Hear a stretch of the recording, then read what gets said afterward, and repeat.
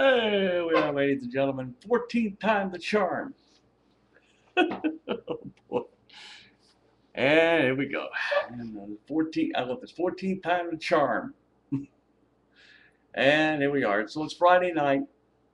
The first attempt at this, I had some semblance of sun or some light, or I wouldn't have had to turn these things on. So let's see if I can remember everything from the first one. Um, Caps won Wednesday night. Still not wanting Thomas Vokoun between the pipes. This bastard frightens me now. You know. And of course they play tonight, so we shall see what happens tonight. I think slowly Dale Hunter may be getting this ship righted, but it's a slow process.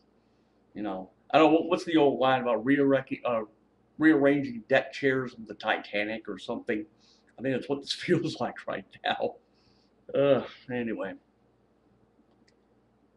Let's see. Oh, video I did Sunday where I talked about Trent Williams, Fred Davis about to be suspended. Well, they were. So there I had to take Fred Davis off of my fantasy football team, there, Renderville.com. I had to do that. You know. So, okay. I got all that out of the way. So I can try to devote myself a little bit toward uh, the baseball winter meetings. And basically, Albert Pujols is now, I think it's the MLB Network is now calling him the Anaheim Assassin. You know, look, I understand the frustration that Cardinals fans are having. I was listening last night. Just happened to pull in KMOX to St. Louis, which broadcasts the Cardinals games, and they had some of the sports hosts there talking about it. Look, I understand the frustration. You look at this and say, well, look, the guy gave us 11 years, 2 World Series rings, and this is how he repays us? Well, I'm not going to sit here and say I told you so because it's not right. But in a way, the Cardinals front office brought it on themselves. They said, you put up a 9-year deal. I think it was 9 years. Y'all keep saying it's 10, but it was really 9 years because I remember the start of the season. It was like a 9-year offer to him, to Ty Albert. And he turned it down and said, look, we'll deal with this after the season. We'll deal with it then. I don't want to have any negotiations until after the season is finished. Which who knew it was going to wind up with one of the craziest World Series on record. But still, it got to the point that, well, okay, let me test the free agent market. Can't fault a man for that. But still, you figure 10 years, 20, 10 year, it's a 10-year deal, 26 mil a year, or 25.4, depending upon how you read this. But, you can't fault him for wanting financial security, but,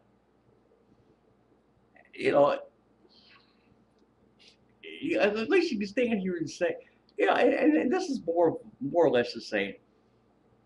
Take the high road. Wish the man luck, and you'll see him come back to St. Louis.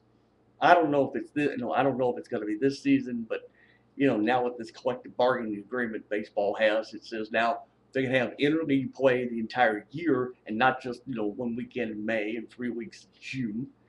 It's going to be like the entire season, so you don't know if he's ever going to show up.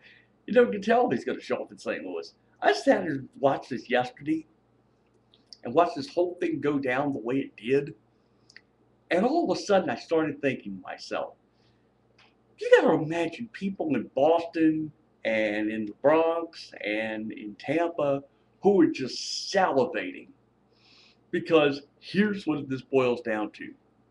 You imagine, and especially in Boston, imagine this now, uh, because David Ortiz is now accepted arbitration, so at least they know he'll be in a Red Sox uniform should I make it up there in June, and that's a whole other story. But can you imagine what'll happen now? First time the Angels come to Fenway Park, you think people wouldn't, you know, run over their great grandmothers to want tickets to see Albert Pujols and Big Papi go at it, or at least to see Albert swing for the Green Monster, or aim for Monument Row there in the new Yankee Stadium, or aim for anything in the Trop in Tampa? I mean, this is a wet dream. Really, if you're standing there in Boston and in New York and Tampa, and even to a lesser extent in Baltimore, you're salivating. Everybody knows, and in Baltimore, everybody knows the story about when they held the All-Star game uh, there at Camden Yards, and they did home run derby, and Ken Griffey Jr. hit the warehouse there beyond right field. Of course, as I said, he did it in an All-Star game. You can imagine Albert Pujols is going to do that in a regular season game, and would you not want to be there? you know, but at least in my case, I'm looking at this like, at least they'll know at some point whether it's 2013 or 2014 when the Angels come to Nationals Park. So it'd be like 2014 and 2020 they would come to DC. 2017, if you try to stick by this, would be the Nats going out to Anaheim. But again, as I said, interleague play is going to be, all year round, starting in 2013. So this thing may get accelerated. But you want to watch this. you want to watch. And then of course it's to realize the Angels loaded up. I mean, it's not just you get Albert, you got C.J. Wilson. Did I forget who else? So anyway, my impression for the winter meeting as far as the Nationals go, it's a disappointment. I mean, you were wanting Mark Buehrle, and he goes signs with the Marlins. You were wanting C.J. Wilson. I just said he signed with the Angels. So, what you're going to do? You got to address starting pitching, and you got to have a permanent first baseman. As I've said on here before, Adam LaRoche is not the answer. Michael Morse belongs in left field. And because Chris Barrero won't show up for spring training because he got in, because, he's on the shelf now, you got to go find somebody. Tyler Moore is sitting in Harrisburg. I saw him back in July. But he's 2, maybe 3 years away from showing up in Washington. You gotta have a long-term answer for first base, and Adam LaRoche ain't it. So unless you're willing to throw money in Prince Fielder, and I am telling you, you need to do this in the 21 to 22 billion range, a year range. You can figure out the years all you want, but. And it's got to be 5 years and no more than 7 to be truthful. Be on the safe side. But unless you're willing to do that, what happens? Although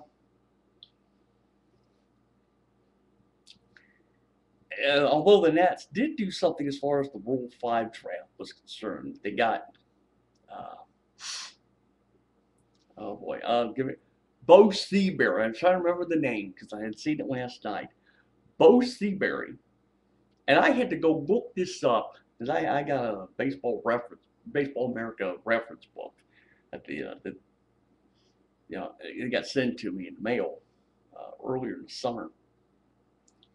And it had the statistics, from 2010. So I had to go look this up because he was in the Rockies farm system. And they showed that he had numbers. And by the way, he's a catcher. So they showed the numbers. I should say I have to look it up that he split time between Double A. God, I hope I get this right. Double A, which is Modesto. I think I have it right. No, no, God, I'm trying to think here. But he split between Double A and, no, I'm sorry. He split between High A and Double A. That's what I was trying to say here. So he split his time between High A and Double A. So because it's the minor league version of the Rule 5, I'm assuming it means that he would have to start the year, I guess, either at Harrisburg or Syracuse and stay there the entire year. I don't know how it works on the minor league level. The guy, as I said, they got him. Oh God, I know. And I just said the name and now it popped in my head. God damn it! I hate this when you get old. Anyway, and they got another, and they went and got a pitcher. Man, I'm trying to remember where. Shit. Oh well. But in the process, Eric Komatsu, who came over in the deal with the Brewers for Jerry Harrison back in July, and June, I should say, it was June. It was late June was that deal, and I saw him at Harrisburg in July, late July, early August, when I went to see Bryce Harper. But anyway, the Cardinals took Eric Komatsu, the major league version of Rule 5. And Brad Myers, who, if I remember correctly, was playing in Syracuse, the Yankees have him. Okay, so, all right, we got all that out of the way. Oh, God. I'm just so pissed off because I had to stay here and start the video all over again the second time, or 14th time. Oh, God, I hope this bastard sticks. All right. I'm thoroughly pissed. I've done all I need to do here, so I shall see all of you when I get around to doing a video. I do not know if I'm going to make one Sunday. If I don't make it, I'm telling you now, I may not make it. So, I am going to stop right now, and I shall see, oh, fuck you, and the picture sticks. And I will see all of you when I get around to doing a video. Now, let's see if this picture unfreezes before I do anything else. Let me see. Come on. I told you, this is what happens, gang. There's something screwed up somewhere. Yeah, here we go. Alright, if you don't see my happy shiny image here at the end of this video, it's because I'm just going to get up and get out of my chair and shit like that, and we'll take it from there. So, whatever the case may be. I'm not doing another one of these again. I ain't redoing this bastard the third time. So, here we go. Here we are. Maybe this thing will finally work out. Story of my